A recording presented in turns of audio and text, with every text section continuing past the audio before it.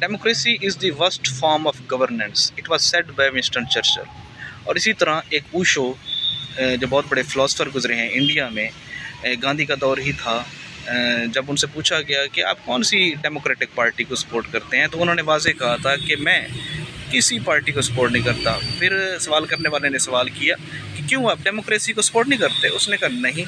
उन्होंने कहा क्यों? उन्होंने कहा एक डेमोक्रेटिक पार्टी आएगी वो चोरी करेगी, दूसरी अपोजिशन पार्टी आएगी वो चोरी करेगी, और ये एक साइकिल है, चलता ही रहेगा। उसने कहा कि मैंने ज़िंदगी में कभी भी वोट नहीं दिया और मैं डेमोक्रेटिक सिस्टम को एक नाकारा तरीन सिस्टम समझता हूँ। और तो और अरिस्टोटल ने भी, गालिबन अरिस्टोटल ने भी इस पर तनकीद की है।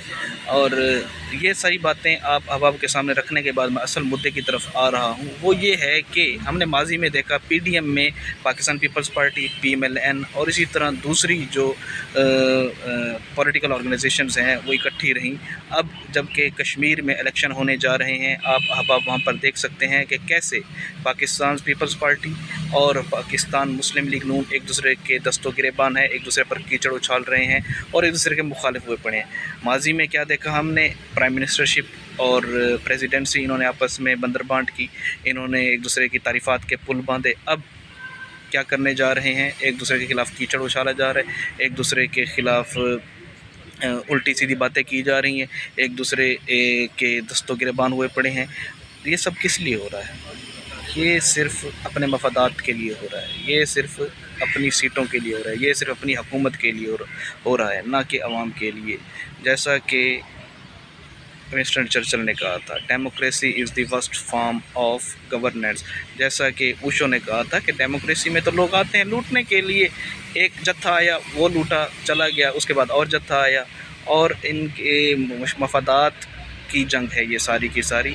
मफादात के साथ साथ ही इनकी तरजीहात और इनकी दोस्तियाँ और इनके ताल्लुक़, इनके रिश्ते और इनके नाते बदलते रहते हैं। अब कश्मीर में 30 से 40 लोग शहीद हो चुके हैं। ठीक है, मैं कोई बाइस्ड स्टेटमेंट नहीं दूंगा, इन्होंने मजम्मत किया, क्या मजम्मत से वो 30 से 40 जो लोग हैं वो ज़िंदा हो जाएंगे? क्या वो दोबारा उनके जो पीछे फैमिली हैं वो उन्हें वापस पा लेंगी? नहीं, ऐसा बिल्कुल भी नहीं है, ऐसा बिल्कुल भी नहीं है।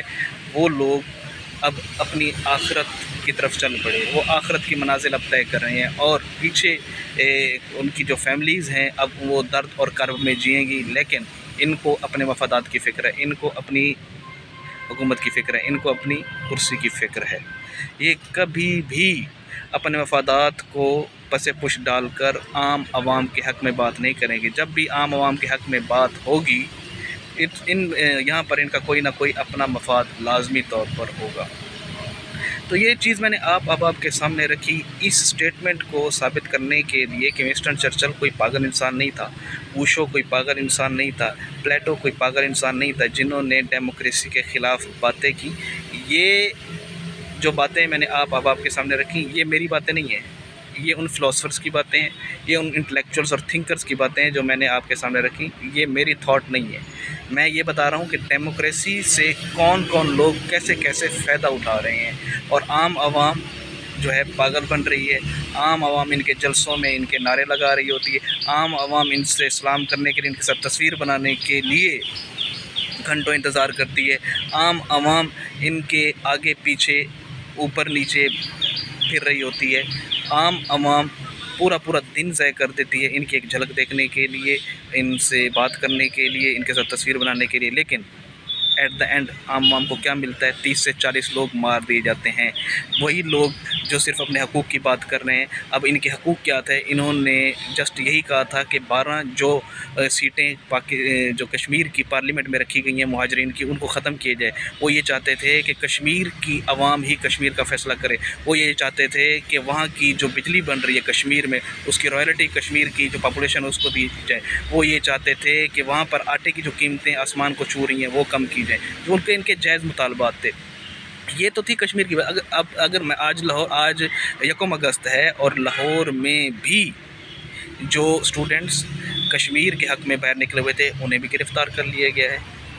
तो देखें, ताकत से कुछ भी नहीं होता। ताकत इस्तेमाल आप वहाँ पे करें जहाँ पर बेजा जो है ना कोई बात हो, जहाँ पर कोई जायज़ मुतालबा ना हो, जहाँ पर कोई इल्लीगल या कोई इस किस्म की एक्टिविटी हो। लेकिन आप खुद देखें, कश्मीर जो एक पाकिस्तान की जिसको शहर कहा जाता था, कश्मीर जो एक नाजुक हिस्सा है, वहाँ इंडिया मुंह खोले बैठा, इधर से आप कोई हरकत करेंगे वहाँ वो अपनी चाल चलेगा। तो कुछ होश के नाखून लें, कुछ एहसास ज़िम्मेदारी कुछ जगाएं, कुछ अपने दिमाग को इस्तेमाल करें। डिप्लोमेसी भी किसी चीज़ का नाम होती है, आप उसको इस्तेमाल करें। हर वक्त अगर आप पावर यूज़ करेंगे तो बलूचिस्तान की तरह आप कश्मीर का भी बेड़ा गर्क कर देंगे।